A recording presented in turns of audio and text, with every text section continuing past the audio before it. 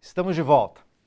A emocionante luta dos secundaristas para tentar evitar retrocessos e defender a qualidade da educação. Essa é a conversa de hoje e dela participam aqui comigo Conceição Oliveira, jornalista, responsável pelo blog Maria Fro, e Fernando Cássio, professor de Políticas Educacionais da UFABC. Desde que as ocupações pelos secundaristas começaram em São Paulo, lá em setembro de 2015, quando foi anunciada pelo governo Alckmin a reestruturação da rede escolar, a gente falou nisso no primeiro bloco, o movimento só cresceu.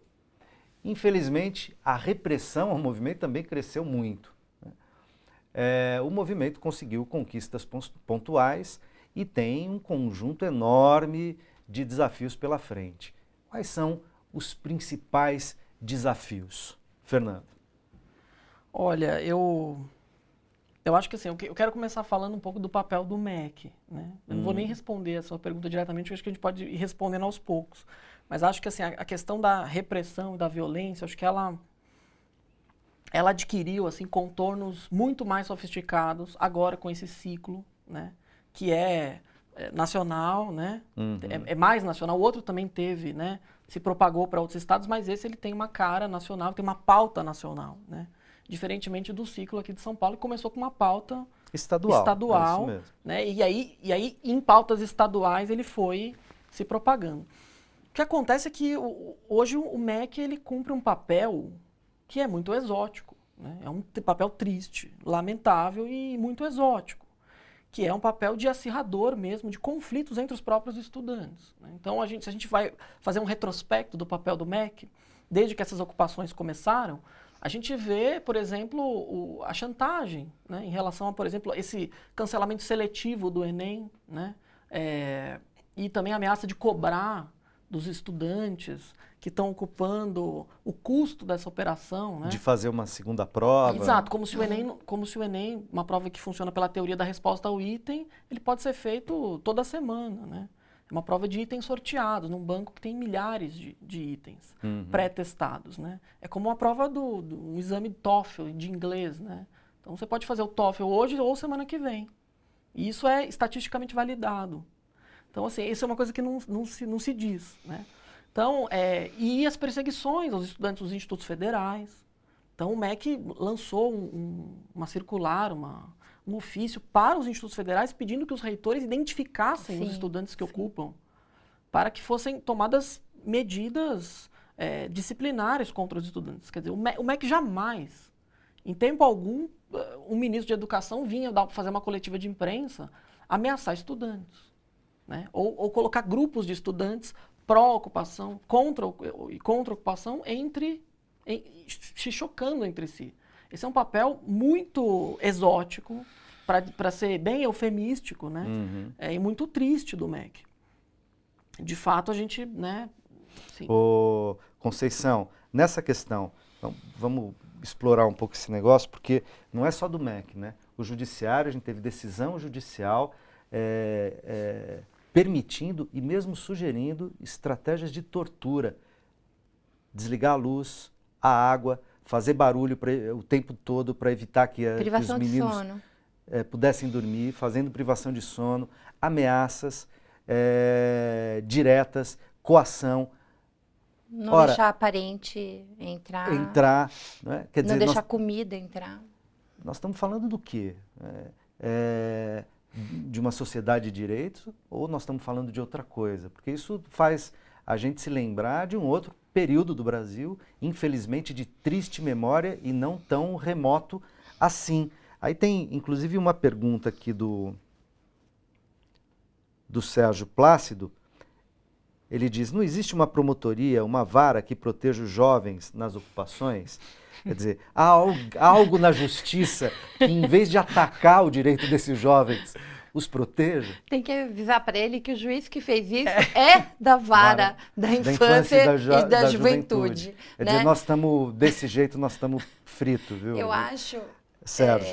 na minha opinião, Sérgio, o juiz que fez isso, né, deveria proteger, deveria garantir o ECA, né? E o texto tá circulando em vários blogs e no Facebook. O texto descreve né, práticas de tortura. A privação de sono, que é não deixar, o cara vai ficando maluco, né? Não deixar o cara dormir principalmente com estímulo sonoro, que é o que ele o que ele diz no texto dele, é usado em Guantánamo. Né? Na verdade, como obriga a tortura. autoridade policial a fazer isso, sob pena de responsabilidade da autoridade, que não cumprir a decisão. É legal ler esse texto para ver a barbárie, né? É a barbárie, na minha opinião, é a barbárie. Recorrer, a gente tem que fazer igual o Lula.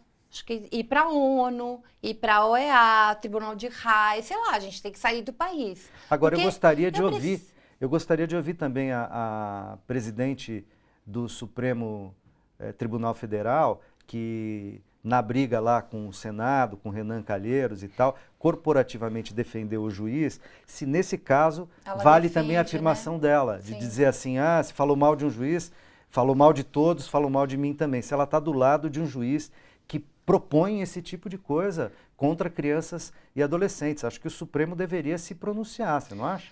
Não.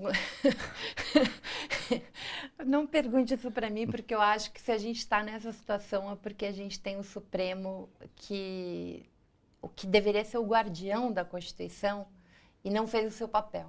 Né? Ele sentou 5 meses em cima do processo do Cunha.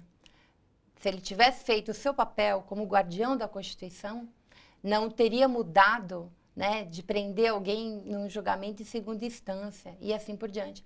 Eu acho, me desculpe, eu acho que o pior poder que nós temos é o judiciário. Porque se ele não funciona, né, todo o restante não funciona. Uhum. E ele é um poder que nós não temos controle social. Não tem nenhum controle social. Qual é o controle social que a gente tem sobre o judiciário?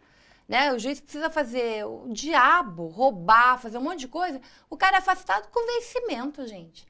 A gente está em plena crise de corte, o judiciário teve aumento de 60%, 70%. E o servidor público não pode mais entrar em greve. Exatamente. Pois tem corte de ponto no primeiro dia. É barbárie, isso, entendeu? Supremo, né? Decisão da semana passada por 6-4. Eu acho que isso... Quer dizer, o exercício de um direito leva a um prejuízo.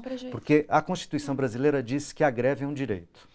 Se a greve é um direito, como é que eu posso ser punido por exercer um direito? Essas coisas eu não entendo.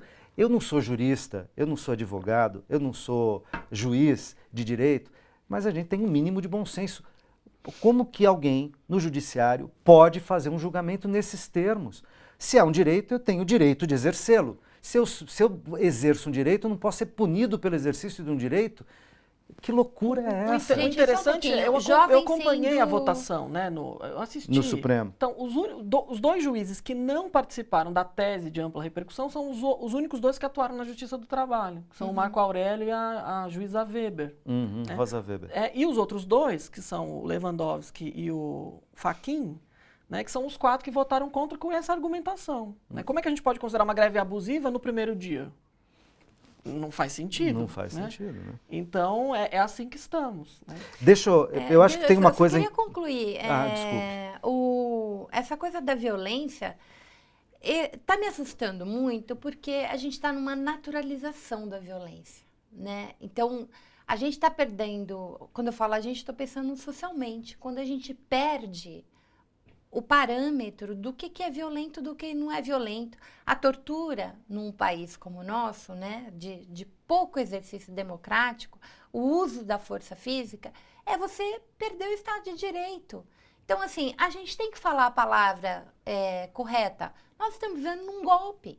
Nós estamos vivendo num golpe onde o judiciário continua, né, exercendo o papel que ele exerceu em 64. O STF, idem, né? Não garantiu a Constituição, não está garantindo o Estado de Direito.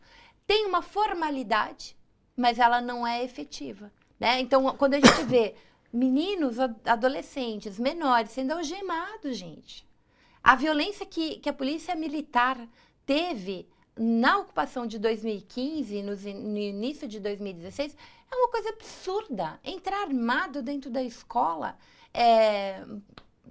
prender os meninos, arma na cara, no meio da rua com aquele nível de ferocidade, com meninos desarmados, meninos. Arrastando. Entendeu? Arrastando. Adolescentes Como é que magros, pode? né?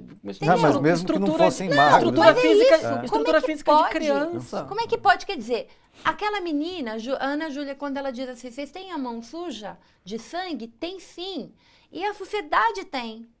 Porque, em teoria, né, na lei, está dizendo o seguinte, nós, não é só a família, a sociedade e o Estado tem que garantir a integridade desses indivíduos. E a gente não está fazendo isso. Estão atacando quem Entendeu? devia proteger. Né? Não, e atacando alguém que está lutando pelo seu direito básico, constitucional.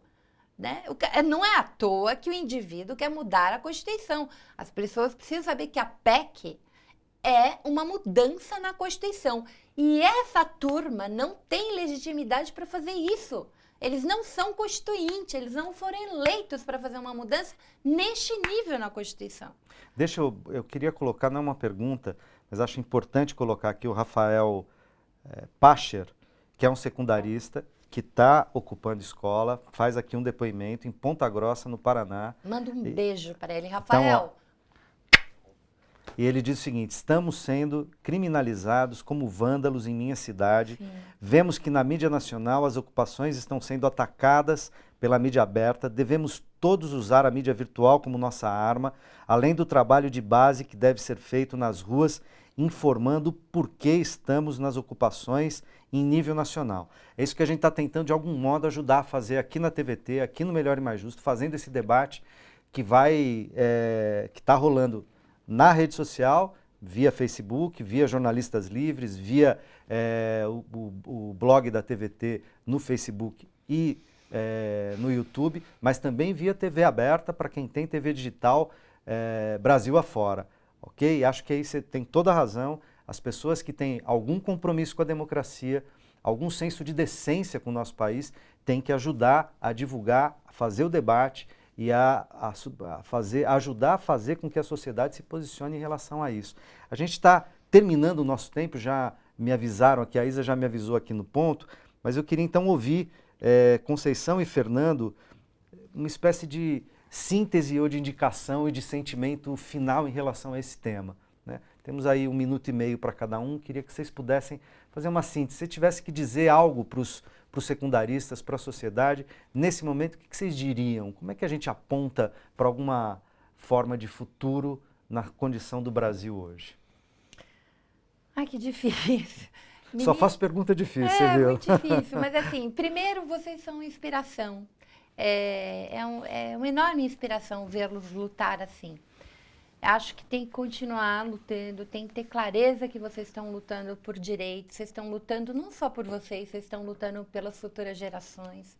Então, a gente está num estado de exceção. É possível que tenha derrotas, porque a gente tem um Congresso que não nos representa, a gente tem um judiciário que não nos protege, a gente tem um Estado como um todo que nos oprime, que quer fazer nós pagarmos uma conta que não é nossa. Mas não dá para desistir, porque o único caminho que a gente tem é o caminho da luta. Né? Se preservem em termos de integridade física mesmo, se andem sempre acompanhados. A gente está vivendo em momentos esquisitos. Convenço, você tem toda a razão. Nós precisamos de formação. Isso que você diz, esclarecer a população, fazer a disputa de narrativa nas redes e nas ruas, é fazer formação. É explicar para as pessoas o que é a PEC agora, 55. É explicar o que é fazer uma reforma por medida provisória e que não tem nenhuma novidade. Eu tenho 53 anos, quando era estudante, tinha esse tipo de currículo mínimo e por áreas. Já teve várias mudanças. Há, na verdade, um enorme nó no ensino médio, a gente sabe disso, mas porque talvez nunca se chamaram os atores que deveriam fazer esse debate, que são os educadores e os alunos. Não, então, né? Tem proposta, acúmulo, etc., que não foi considerado. Tem um enorme acúmulo sobre isso, não dá para fazer isso por medida provisória e nem por esses senhores que estão, por hora, na casa do povo, né? Transformando aquilo num verdadeiro hospício, né? absurdo, com muito perdão aos loucos, eu não tenho, na verdade, aquilo é um congresso dos amigos do Cunha. Eu acho que a melhor forma de definir aquilo não nos representa socialmente. Até quem votou nesses sujeitos, eles não estão representando vocês, embora vocês achem que sim. Então, meninos, o caminho é a formação, é a luta, é a resistência. Vocês estão profundamente legítimos em sua luta. E é a sociedade democrática, progressista, com um mínimo de consciência, com um projeto, com uma visão de nação, com uma visão de país, tem que estar do lado de vocês. Não há outro lado para estar que não seja o lado da luta dos secundaristas, porque estão lutando pelo direito básico da educação. Então, parabéns pela luta, contem comigo. O que eu puder fazer em termos de fazer essa disputa, eu vou estar fazendo. Mandem denúncias para nós, os blogueiros estão sempre aí para isso. Denunciem abusos e continuem usando de muita arte. Fernando. Olha, difícil, né, dizer. Eu acho o seguinte, acho que eu sou professor universitário, mas eu não estou aqui para pautar os movimentos de estudantes. Pelo contrário, eles é que, na verdade, estão pautando a mim, né? Estão pautando a sociedade brasileira hoje, né? Então, a partir do momento que você tem um judiciário que ata as mãos dos professores, né? Que são a maior parte da folha de pagamento do funcionalismo público, né? No estado de São Paulo, a gente está falando de 80% da folha, né? Então, você ata as mãos dos professores. Eles não têm condição de atar os estudantes. Então, os estudantes, de fato, são esse último bastião de resistência e de expressão de uma coisa que é, de fato, um clamor por direitos. A vontade de ter direitos, de ter educação, de ter saúde, de ter assistência social. Então, eu vejo, assim, que esses movimentos, de fato, são um movimento político mais importante que a gente tem vivido, movimento de massa, né? As esquerdas sempre têm essa discussão, né? Onde estão as massas, né? Não conseguimos mobilizar os movimentos de massa. Aí nós temos o movimento de massa, né? 1000 escolas ocupadas, isso é movimento de massa. É movimento disseminado, capilar, é gente por todo lugar, tem pauta local, tem pauta regional e nacional, tem clareza, tem articulação de discurso, sabe que a narrativa está disputando. A gente está aqui do lado de fora disputando com os instrumentos que a gente tem, mas olhando para aquela juventude com muita esperança, na verdade, né? Eu acho que é isso que isso me causa. Quando a gente olha aquilo que eu comecei falando lá atrás, né? Quando a gente tem uma escola da qual a gente não espera nada, né? Um lugar triste, feio, gradeado, e a gente vê isso, esse movimento essa pulsação, né? Vida política. Né? E vida inteligente, né? Que vida pensa, cognitiva, vida política, vida artística, vida estética. Que lê a Constituição, que conhece o ECA, que sobe na tribuna para dar aula de política para deputado, né? Deputado que não compreende metáfora, né? Mãos sujas de sangue, e que explica a metáfora, porque não é bem compreendida no sentido, né? Gente que não entende conotação, né? Então, eu acho que isso mostra que a escola, na verdade, ela existe. Ela existe. E ela forma. E tem futuro. Exato. Eu agradeço, nosso tempo acabou, infelizmente. Agradeço, Fernando. Obrigado. Agradeço, Conceição. Agradeço muito também a você que nos acompanhou até aqui. A gente vai continuar juntos contra todos os retrocessos para avançar na construção de um sistema educacional consistente em seus vários níveis, por um país melhor e mais justo para todos, que a gente está vendo os secundaristas, que são o futuro desse país, estão mostrando para a gente que o Brasil tem futuro. A gente se encontra na próxima quinta ou a qualquer momento pela internet. Forte abraço.